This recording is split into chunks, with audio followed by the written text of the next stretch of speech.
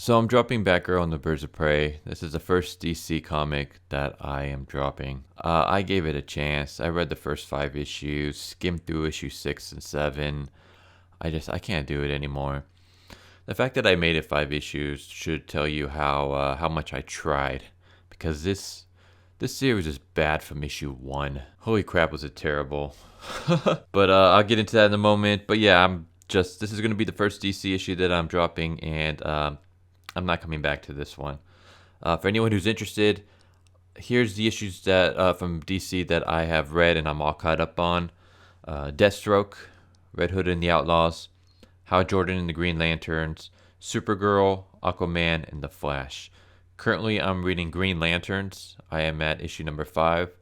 So far, so good. I'm really enjoying that one. I don't know what I'm gonna do next. Maybe Batman, maybe Superman, maybe the Super Sons. I don't know if I'm gonna do Wonder Woman just because I've never really found myself a fan of her. But I mean, if people vouch for her, then maybe I'll give it a shot. Though I have heard that recently it's been getting kind of crappy. I don't know.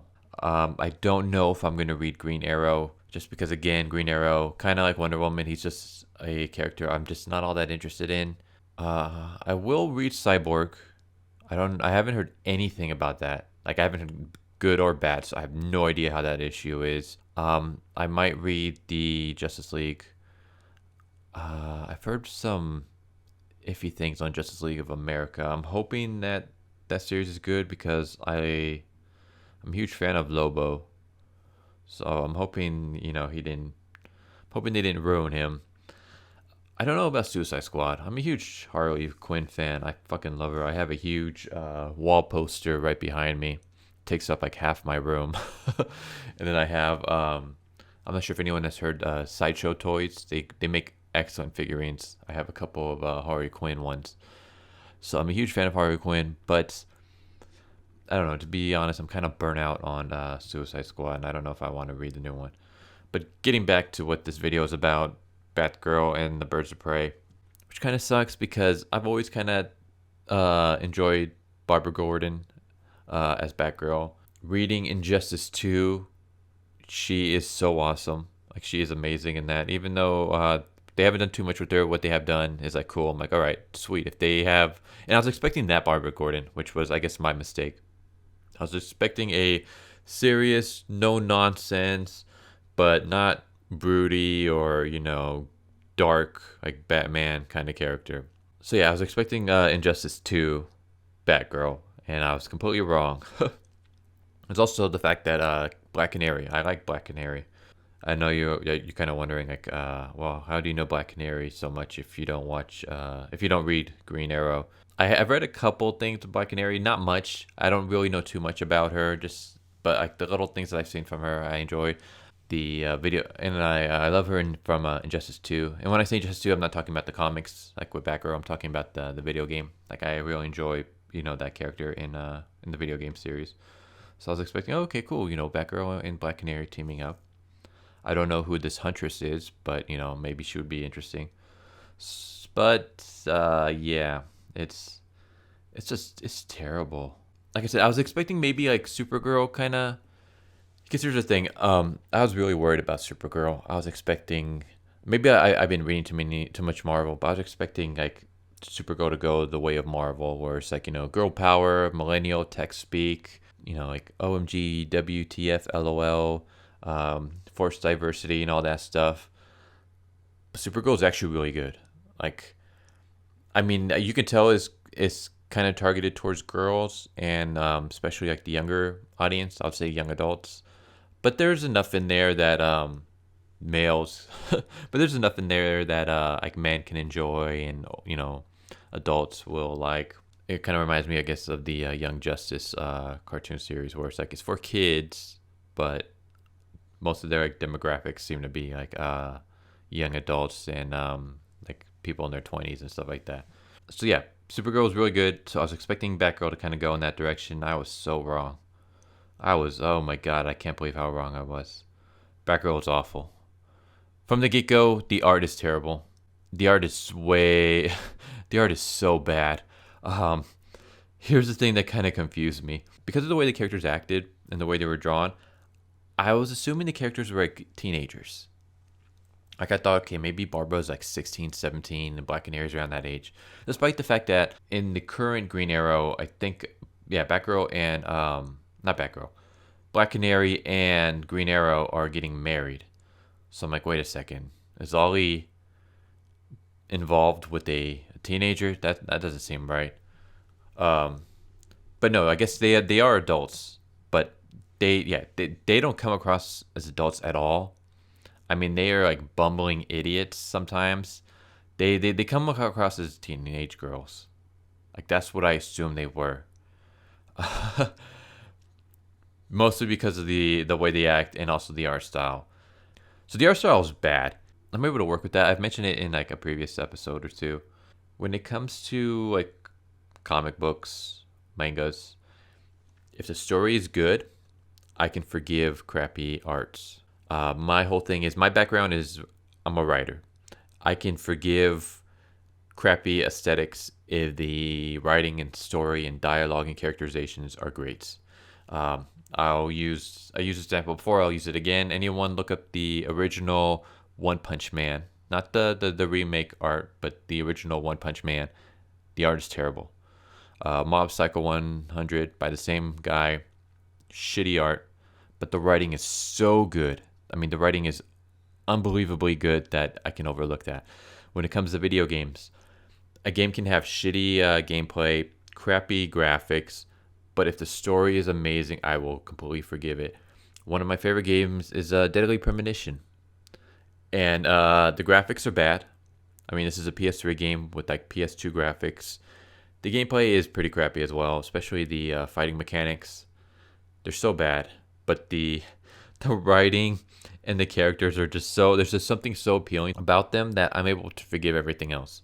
So that's how I am with comics as well.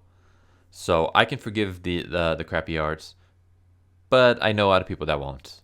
So that's why I'm bringing up the arts. And it's kind of funny because they actually have a great artist doing all their variant covers. Not the cover A, but here I'll show some of the variant covers from the artist I'm talking about. I think it's from a Japanese person. I don't know if it's a woman or a male. I don't remember the name. I just saw it once because I looked it up briefly a couple days ago. But the artwork is good. Like I really like it. It might turn some people off because of the whole anime influence, but I think it works for this series just because this is targeted towards young girls. I would say young adult girls. So I think this art style fits that demographic perfectly. But yeah, instead they're wasting this person's talents on variant covers rather than working on the actual body of the series. I mean, look at this right here. This is just terrible. What is this? Like this is not appealing in any way. And I mean, look at this face. Like it just gets so bad. You want to see something even worse? Look at this. Look at Barbara's happy face. Really? And look at Black Canary standing right next to her. This is just terrible. But if you think this is bad, so I said, well, this is bad, but at least it's not Marvel bad. I mean, at least these women actually look like women. Like they don't look like over muscular men. And then I saw the next issue, issue 7. Yeah, look at this. What is this? What is up with all these muscles? Look at Barbara. Look, I'm gonna cover her face in just a moment, and just look at her body. I'm gonna cover her face. Look at her body. That's a dude. Like she has no chest. She has no curves. Everything is like sharp angles. Her face looks even her face looks weird. What is up with that chin and that nose? God, this is terrible. But yeah, let's see. Let's cover her face. That's a dude. That is a dude. I call this the Michelangelo effect. I've mentioned this in a previous video. I forgot what video it was. But here's what the Michelangelo effect is. Anyone who's familiar with the famous artist, Michelangelo, he did the Sistine Chapel. He did Michelangelo's David. Very famous artist, painter, sculptor. He cannot do women. If you look at any of his illustrations, any of his sculptures of women, basically what he did was he illustrated, he sculpted a man's body. I mean, look at this. I'll put up some images. This is a man. So what he did was he depicted a man and he slept on some tits and he claims that that's a woman. That is what Marvel has been doing with a lot of their female characters. So that's why I've coined this term the Michelangelo effect, because that's what it reminds me. It reminds me of Michelangelo's depictions of women. But look at this. This is terrible. But it's not just the art. It's also the writing. The writing is just bad. I can't really say much about Huntress because I don't know too much about her. Don't really know her character. In this one, she basically has she comes from a mafia family, and her parents were and brother were gunned down in front of her, and she basically turned into the Punisher. Like she wants to kill everybody. She even threatened to kill Barbara and Black Canary in the first couple of issues. Like the first thing that she'll do is she wants to kill whoever. Like whoever they're going after, let's kill him. Yeah, she basically just wants to kill everybody. Barbara and Black Canary wanted her to join the group from issue 1. She kept turning them down. She wants nothing to do with them. And then in one of the previous issues, she is getting ganged up on, Huntress is. And Barbara Gordon and Canary come in to even up the odds. And I mean, they don't save her. They just kind of even up the odds. And then after that, Huntress is like, I might have lost one family, but I wasn't about to lose an opportunity to have a new one. And I'm just thinking, just a couple of pages ago, you were completely, like, you ran away from them because you didn't want anything to do. You didn't, not run away, you completely blew them off. And now you're completely pulling a 180, like, without any problems whatsoever, without any hesitation. It came across kind of weird. I don't know, maybe they nailed that character right. I can't, like I said, I can't say anything about Huntress because I don't know anything about her. Black Canary. Black Canary, they completely changed her origin story, or at least I'm assuming they did. From what I've been able to gather, Black Canary's origin story is that she kind of grew up with the Justice League, right? Like her mom was the original Black Canary, and so Dinah Lance grew up around the Justice League, right? That's her origin story. I'm like, that's kind of cool. I'm kind of interested to see how someone would turn out if they like were basically raised by superheroes. But no, in this issue, they changed her origin story. Basically, her mom ran away. She grew up in an orphanage where she was like abused, not sexually or anything like that, but kind of like physically and verbally abused. So yeah, she ran away. She was trained by this one dude, Ted Grant, and I guess he also raised her as well. Basically, Black Canary is like still like looking for her mom, but she never found her. So yeah, I mean, you might as well take Black Canary, slap a dick on her, give her a red helmet, and call her Jason Todd, because that's what her backstory is now.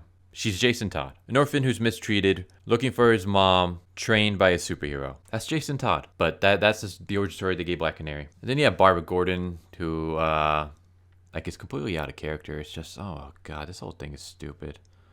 So here's what broke the here's the straw that broke the camel's back for me. So the whole arc is that there is someone going by the name Oracle who is working for villains, and of course Barbara, who used to be the Oracle, wants to figure out who the hell is using her, old name, who the hell is using one of her identities to fund villains like mafiosos. So that's what the whole first arc is. And then they find the Oracle in issue number 5, and they go to his base of operations. Like they look around and they see basically a shrine to Barbara Gordon.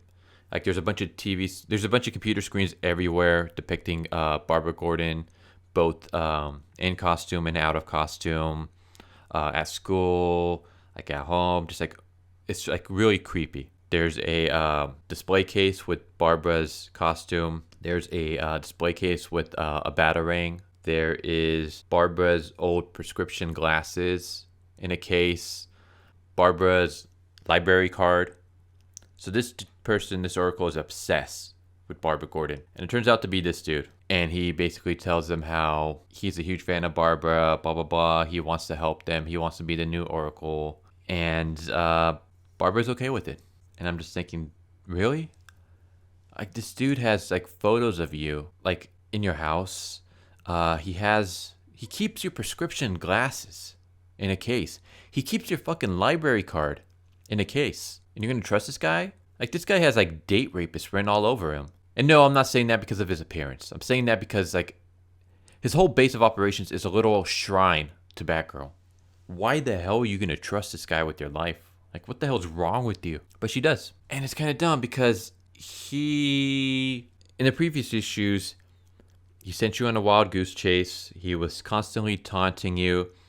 He sent villains, metahumans, basically the Snake Gang, after your dad. And your dad almost got killed. Basically, the only thing that saved your dad was the fact that Huntress showed up and actually shot the snake with a kill shot. If it wasn't for that, your dad would be dead. He sent you to a base to gather some data, and as you were gathering data, there was a bomb. And the only reason why you survived was because Huntress again showed up, grabbed you, and pulled you and Black Canary out. And that whole scene is kind of stupid. I'll show you that scene. So here's the scene. Once again, Barbara with her creepy, happy face. And then Black Canary with her fucking, I don't know what the hell to describe that good looking face. Gathering data. Canary finds a bomb. Bomb's about to go off. Time's up. So they're literally in the middle of the base. Time is up. Explosion. They're completely fine. What the hell is up with Barbara? I didn't even notice this the first time. What is up with Barbara's body? That's a dude. Look at that. She has no chest, and there are no curves. What is this? I'm telling you, this is right here. This is the Michelangelo effect. But yeah, she's in the middle of the base. Bomb's about to blow up. Huntress grabs her. The explosion throws them out of the building, and they survive. I don't know. There's no, like, maybe it would make sense if like Huntress showed up on her motorcycle, because they all took motorcycles there, and grabbed Black Canary and Barbara, and like we see them running out, or if we see them briefly like outrunning the explosion or something. But it's just they're in the building. It blows up. They're laying on the floor outside, completely fine. I don't know. To me, that's just terrible illustration. So yeah, almost blew you up, almost killed your dad, sent mafia people after you. Here's a guy who almost killed you and your friend and your dad. Here's a guy who's selling information to the mafia for profits. Here's a guy who has a shrine of you with like your prescription glasses, your fucking library card. I mean, maybe he has some kind of used panties somewhere. Who knows? I wouldn't put it past this freak. And you're gonna trust him with your life. What the fuck's wrong with you? So yeah, that right there, that was, after that point I was like, I'm done. You were acting stupid throughout this whole series, but that was like the exclamation point right there. I can't read this any further. It's one thing to put your characters in situations to progress the story. It's another thing to make your character stupid and do things that no one else would do and act in ways no one else would act just to progress the story. This isn't a slasher movie, okay? Barbara isn't a fucking idiot, but you're making her one. If that was bad enough, it's just all these other like continuity bullshit stuff. Like, okay, here's a scene right here. We have, I guess it's Valentine's Day, so their dates are calling Barbara and Canary. Like, Ollie was calling Canary earlier, and Dick Grayson was calling Barbara. And we see Dick Grayson calling, and we see in a relationship, and then I'm just thinking, Dick Grayson and Barbara are not dating. I haven't been reading Nightwing, so I don't know if he's currently in a relationship with someone. I think I heard he was, but I don't know. But I do know that him and Barbara are not dating, and I know that because this fucking series itself pointed that out multiple times in just a previous issue. Canary tells Huntress, "Welcome to the team. Here's a tip: never bring up Dick Grayson around Barbara." And they bring it up multiple times. It's strongly hinted at that there was a thing between her and Dick Grayson, and they had a falling out, and they're no longer in a relationship. So why the fuck is she getting a phone call from Dick Grayson? It's saying that they're in a relationship, and they're talking about like they're dating each other when that never came up. Like this series the series cannot keep continuity whatsoever. It's constantly contradicting itself. How? I think it's the same writer. I know the art has changed from the first 6 issues to issue 7. How the fuck are you constantly contradicting yourself? It's literally the 7th issue. Like, this isn't like a long-running series. 7 issues in, and you're contradicting yourself on if your character is dating someone or not. And that's not even the first contradiction. There's so many. Here's another thing that annoyed the shit out of me. Like, it's nitpicky, but it bugged the hell. So Black Canary gets a phone call from Ollie, and then it has the ignore or accept, and you swipe left or right. The ignore is green, the accept is red. What the hell? Come on, man. It's the opposites. Red is always ignore. Green is always accept. How can you fuck that up? I'm assuming you like millennials working on this. You would think you would know how a fucking smartphone works. And here's the one. This I have no idea how you fucked this one up. All right, so we have the new Oracle. It says, I promise I won't tell anyone who you are. I just wanted to help. You helped me see Oracle is more than a name. It's an idea. I'll always be Oracle. You're like, okay, that's not too bad. Except it's fucking Black Canary saying this. Oh my god. Black Canary is not Oracle. Barbara Gordon is Oracle. Barbara should be the one saying this. Why the fuck is Black Canary saying this? This isn't even 7 issues in, because I've only read the first 5. Issue 6 and issue 7 I skimmed through. I'm pointing out these contradictions in the first 5 fucking issues. God, it's like, you don't know if your main character's in a relationship or not. You have her saying that she's in a relationship with Dick Grayson, but then in all the previous issues, they're not in a relationship. They were in a relationship, they broke up, it was messy, and Barbara tends to get upset whenever his name is brought up. Yet, on Valentine's Day, Dick Grayson calls her and it says they're in a relationship. You got the characters looking like teenagers, acting like teenagers, but they're not teenagers. You have fucking Black Canary. First you have her with basically being Jason Todd as her origin story. Now you have her telling Oracle that she's Oracle and that she'll always be Oracle, despite the fact that she's not Oracle and she never was Oracle. God damn, this series is so bad. And it really disappoints me because, like I said, Batgirl can be such a cool character. Like Injustice 2 so far is doing a really good job with her, and I'm hoping they keep it up. This is just... fuck. So yeah, I'm dropping this. I am not going to read another issue. Fuck this issue. Fuck this series. Fucking art is bad. Writing is bad. Characterization is bad. Constantly contradicting yourself. This is just terrible all around. But yeah. So, first series from DC that's getting dropped. Hopefully, I don't drop any more. Like I said, I'm currently trying to catch up on the other series. So, I am reading Green Lanterns right now. I still got Nightwing, Batwoman. I'm hoping Batwoman is good. I've heard mixed things about Batwoman, so I don't know. Hopefully, it's good. Cyborg, Nightwing, Batman, Superman, Super Sons. What else? I don't know. Justice League, maybe Justice League of America. I don't know about Suicide Squad, maybe. And I don't know. Well, I pretty much know that I most likely will not be doing Wonder Woman or a Green Arrow, just because I'm not really a fan of those characters. But I mean, if you guys really recommend it, like if you guys tell me that Wonder Woman and Green Arrow are like amazing, and I have to read it, then I'll probably read it. That'll be like the last thing that I read, though. I'll try to catch up on those series first. But yeah, otherwise I probably won't.